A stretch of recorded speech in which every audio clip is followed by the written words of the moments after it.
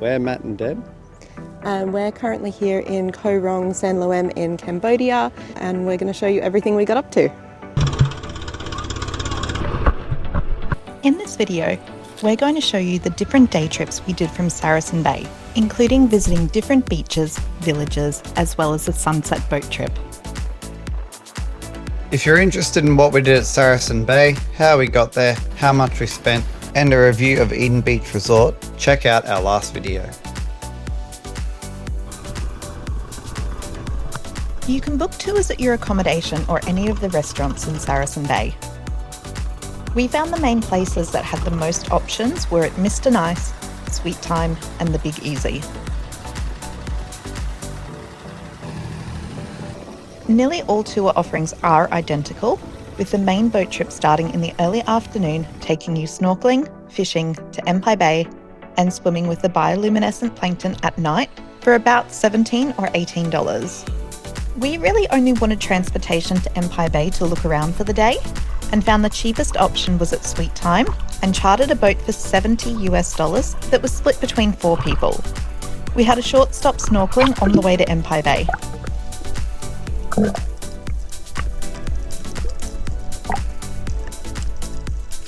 The snorkeling was okay. There was lots of fish, there was lots of coral around, but yeah, the water was a bit cloudy, it wasn't clear, so it did make it difficult to see stuff. But I'm sure if you found the right spot, or you went out a bit further into deeper water, it would be really good snorkeling or diving.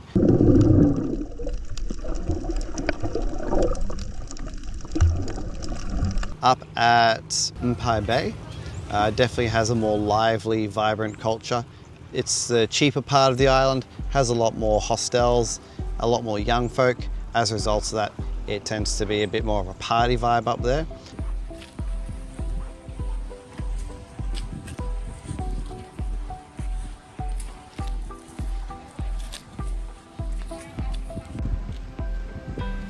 Empire Bay was definitely more lively, with the village going back a few blocks from the beach.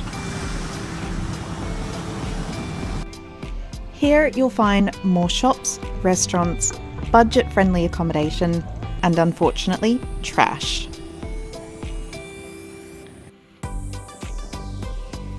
One piece of information that we hadn't seen before. If you're looking at doing some island hopping, start at the main island of Koh Rong before heading to Empire Bay, and make Saracen Bay your final stop. It's really easy to travel in this direction using the ferries, but not so easy going the other way, as we soon found out with multiple places at Empire Bay advertising rides to Saracen Bay for only $5.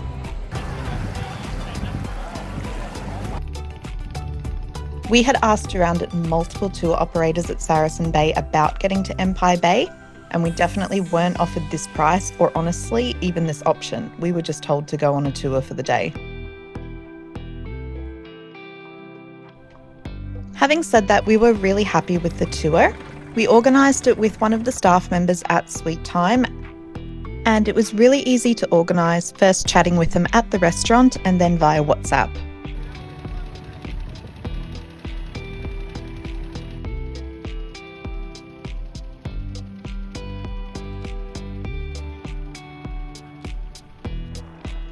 The boat driver was a young local who did a great job communicating the necessary information, like where it was safe to snorkel and where to meet him at Empire Bay.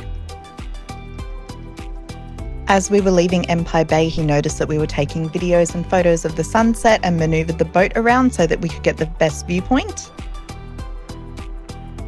Obviously, chartering a boat isn't in everyone's budget, especially if you're only 1 or 2 people. But if you are in a bigger group, consider it, because then you will have choice about what you're actually doing. And it also means that you're not waiting on other people to move on with activities. So for example, we only snorkeled for a very short amount of time, and we definitely spent longer at Empire Bay than the typical group tours.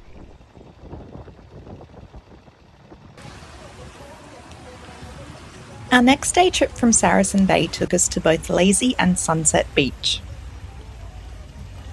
There are tours that you can book to take you to these places on quad bikes or boats, but we decided to walk.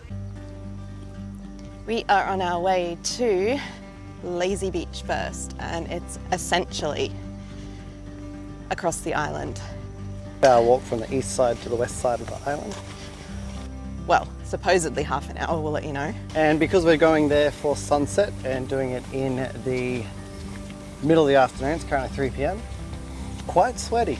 Although so far, the trail has not presented anything that we couldn't tackle in our all-purpose work boots, aka thongs or pluggers or flip-flops, jandals, whatever you call them. It's very hot. Bring water. It is pretty straightforward, but we do have it loaded on an app. Maps Me I'm using allows you to download offline maps, and then even if you have no service, your phone's GPS will still pin you on that offline map. As you can probably see on the roads behind us, they are quite wide and rocky, so they're quite easy to navigate. I know they take the quad bike tours along here as well. So yeah, they're not sealed pathways, but if you've done anything more than a leisurely stroll along concrete, you won't find this too challenging. And there is a lot of construction happening at the moment, so I think the roads are probably improving consistently. Now we're on a nice little rainforest path, which is actually lovely because we're out of the sun. We have lost the wind though. Yes. That wind did keep the temperature down a bit. Look out for snakes, and apparently monkeys are a problem here too. So far we have not seen, nor have we seen evidence. That's not to say they don't exist, be cautious. But it's definitely not. It's more of a walk than a hike. Probably the biggest problem to Lazy Beach so far is just that it's been really, really hot. So just bring some extra water, sun cream, all that good stuff.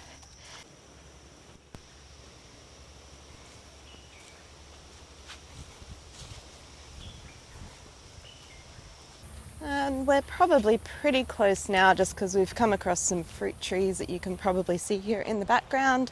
We know there's some accommodation and restaurants down here, so assuming this all belongs to them. The trail itself is really quiet. We're here in February, which is supposed to be peak time, and I'd say it's lively, but it's definitely not busy.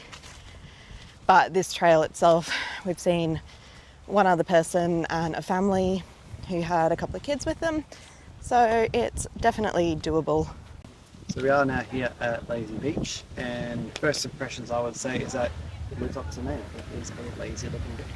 The hardest bit of that whole walk was probably walking along the beach through the hot, soft sand. Would you agree, Deb? Yeah, and I'd say the beach over at Saracen definitely looks a little bit more picturesque. This one isn't like that perfect white sand beach. Yeah, more of a yellow sand. Dare say there's less rubbish here than at Saracen, probably because there's fewer people here and it doesn't get all the rubbish blow here from mainland Cambodia. And the water does look really nice. It's definitely more waves though. Yeah, probably being a bit more open, a bit more exposed.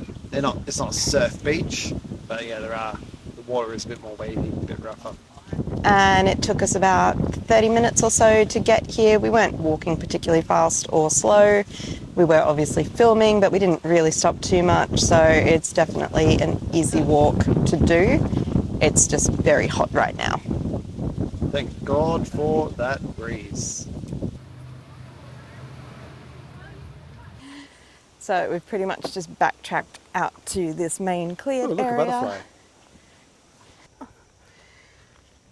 But we are back at the big tree, and there is a sign over here for Sunset Beach. Up the hill. Up the hill. It's not a big hill, but you can see all of this here has just been cleared. Let's go. On our way to Sunset Beach. Hopefully for the most epic sunset of all time, for the effort put in.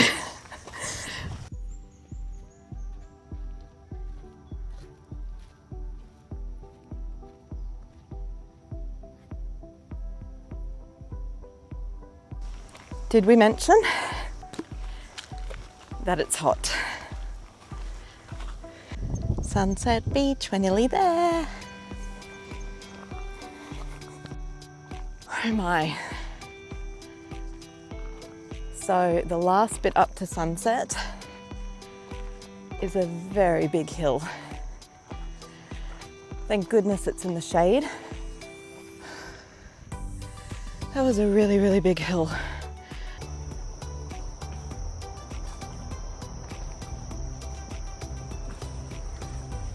So most of it's just been over rocky road, but as you can see here, the final bit down to Sunset Beach is like an actual hiking trail. They have also added a rope to the side if you need that for balance. But yeah, it's not too extreme. It's just a bit of uneven ground. So yeah, still doing it in my all-purpose work boots. No problem. We stopped filming the final part of the walk because the trail was too difficult to walk down holding a camera. The climb in and out of Sunset Beach definitely isn't accessible, so if this is a concern for you, look into getting a boat around the island. Having said that, it was a really fun place to be with plenty of people around and more appearing as the sun went down. If we went back to the island, we would either visit these two beaches on separate days or go to Sunset Beach first and Lazy Beach for the sunset. This is because walking out of Sunset Beach after dark wasn't a great time. The mosquitoes were pretty horrific, and of course, it was pitch black.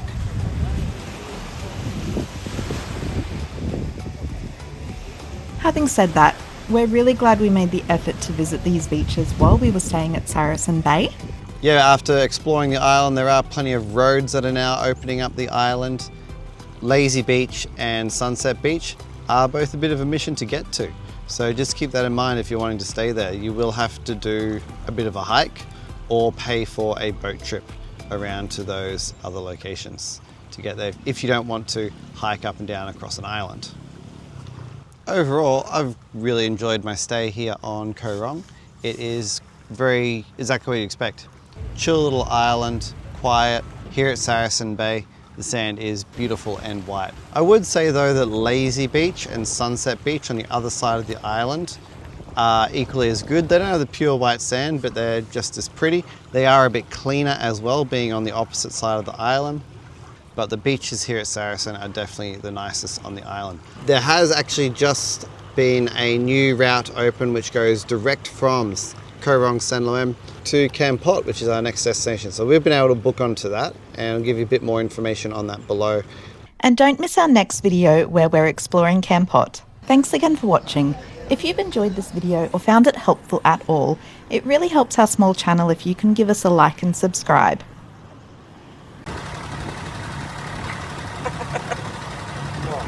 I'm getting a bit sweaty. I might have to activate my air conditioning. Pop my ears out. Summer mode activated. It's very hot. Just that it's been really, really hot. It's just very hot right now. Did we mention that it's hot? This is our hot girl walk. Take 2.